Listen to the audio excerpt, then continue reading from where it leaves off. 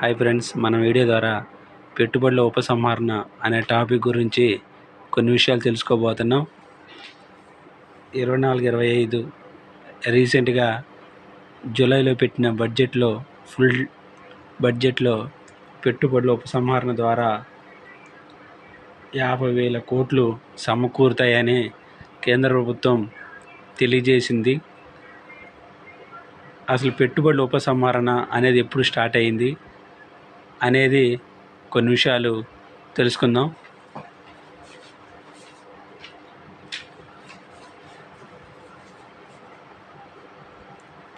పెట్టుబడుల ఉపసంహరణ సిపిఎస్ఈలలో మరియు కేంద్ర కార్పొరేషన్లలో కేంద్ర ప్రభుత్వం తన వాటాను విక్రయించుటను పెట్టుబడుల ఉపసంహరణ అందురు.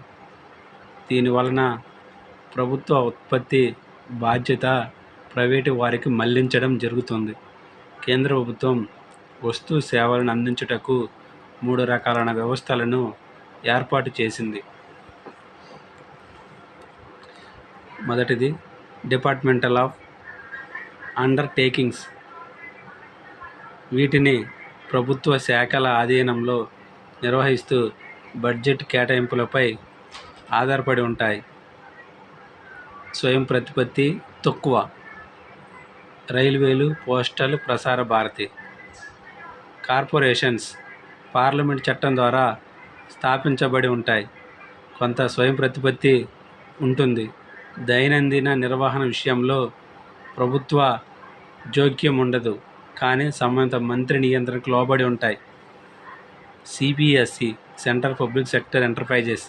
సిపిఎస్ఈ నెహ్రూ మానస పుత్రికలందరూ భారీ పరిశ్రమలు. ఇవి సమాజం, పారిశ్రామిక పురోగతి, ఉపాధి, వస్తు సేవల ఉత్పత్తి, ప్రాంతీయ అసమానతల తగ్గింపునకు సిపిఎస్లు తోడ్పడును. ప్రభుత్వ రంగ సంస్థల పితామహుడు డాక్టర్ వి. కృష్ణమూర్తి. సిపిఎస్ఈ లక్షణాలు: కేంద్ర ప్రభుత్వ వాటా 51% లేదా అంతకు మించి ఉండాలి. కంపెనీల చట్టం ప్రకారం రిజిస్టర్ అయి ఉండాలి. పేరు చివరన లిమిటెడ్ అని పదం ఉండాలి. ఇండియాలో మొదటి CPSE Indian telephone industry, Bengaluru. ఏపీలో మొదటి CPSE Hindustan shipyard limited. 1951లో సిపిఎస్ఈల సంఖ్య 5. 2017 నాటికి 290, 2022 నాటికి 349, 2023లో 402. వీటిలో లాభాల్లో ఉన్నవి 188 మాత్రమే. నష్టంలో ఉన్నవి 59. లాభాల్లో ఉన్న సంస్థలు: అత్యధికంగా లాభాల్లో ఉన్న సంస్థలు ఓఎన్జీసీ, ఎన్టీపీసీ, పవర్ గ్రిడ్. నష్టాల్లో ఉన్నవి, అత్యధికంగా నష్టాల్లో ఉన్నవి HPCL, BSNL, MTNL, Mahanagar telephone Nigam limited. 1980 Margaret Thatcher ఇంగ్లాండ్లో మొదటిసారిగా ప్రభుత్వ సంస్థలను ప్రైవేటు వారికి విక్రయించడం జరిగింది. అనగా పీటర్ డ్రోకర్ సిద్ధాంతం ప్రకారం సిపిఎస్లో కేంద్ర ప్రభుత్వ వాటాలను ప్రైవేటు వారికి విక్రయించుట. ఈ సిద్ధాంతం మొదట మార్గరెట్ థాచరు ఈ సిద్ధాంతం ప్రకారం మార్గరెట్ థాచర్ గారు చేయడం జరిగింది.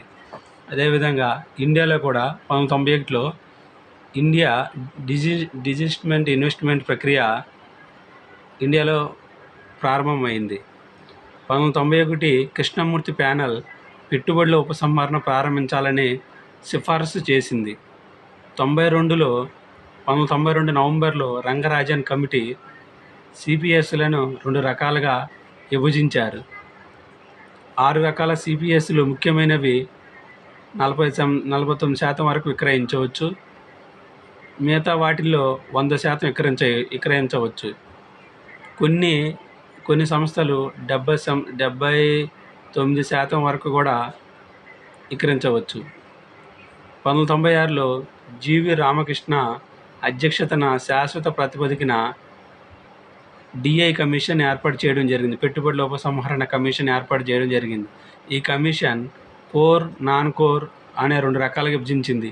కోర్లో 49% వరకు విక్రయించవచ్చు. నాన్ కోర్లో 100% వరకు విక్రయించవచ్చు. ఈ జీవి రామకృష్ణ కమిటీ 5 మంది సభ్యులతో ఇది ఏర్పాటు చేయడం జరిగింది. 1999 అరుణ్ శౌరి పెట్టుబడుల ఉపసంహరణ శాఖ మంత్రిగా నియమించడం జరిగింది. ఇది కూడా సిపిఎస్ఈ 2 రకాలుగా విభజించింది. వ్యూహాత్మకమైనవి, నాన్ స్ట్రాటజిక్. వ్యూహాత్మకమైనవి కానివి. స్ట్రాటజిక్ విక్రయించరాదు. నాన్ స్ట్రాటజిక్ 74% వరకు విక్రయించవచ్చని చెప్పడం జరిగింది. అనగా ప్రభుత్వం తన ఇష్టానుసారం కాయలు పడిన, నష్టాల్లో ఉన్న, లాభాల్లో ఉన్న అన్ని రకాల సిపిఎస్ను విక్రయించడం ప్రారంభించింది. అరుణ శౌరి డిఐ మొదటి చివరి మంత్రి. 1990 వాజ్పేయి ప్రధానమంత్రిగా డిఐ వేగవంతమైంది. యూపీఏ 1 అంటే 2004-9 ప్రభుత్వం పాలనలో డిఏ కమిషన్, డిఏ మంత్రిత్వ శాఖను రద్దు చేయడం జరిగింది. 2009-14లో యూపీఏ 2 హయాంలో వేగవంతమైంది. 2014లో నరేంద్ర మోడీ ఇంకా వేగవంతం చేయడం జరిగింది.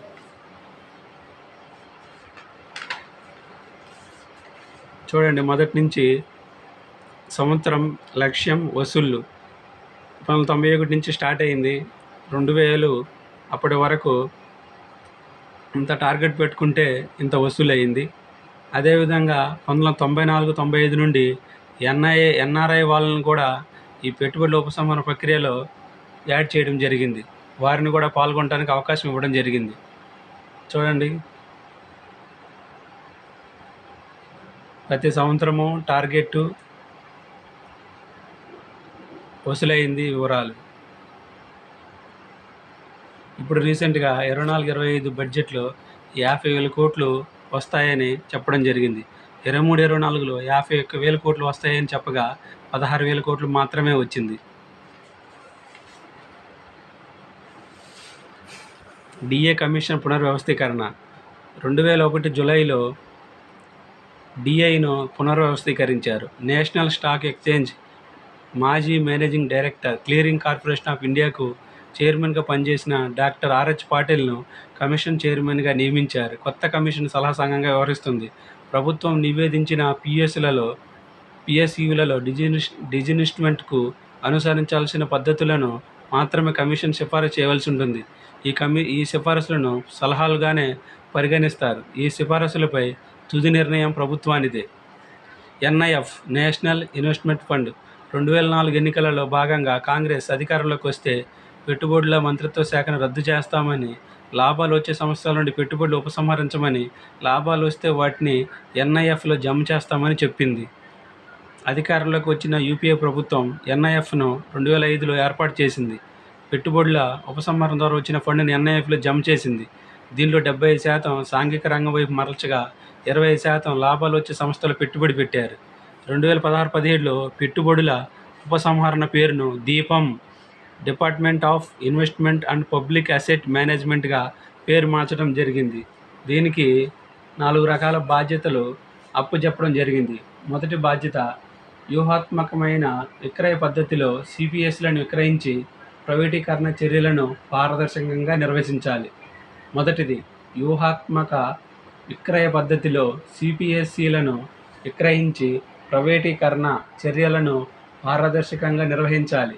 రెండోది, మైనారిటీ విక్రయ విధానమును ప్రభుత్వ నిర్ణయం మేరకు అమలు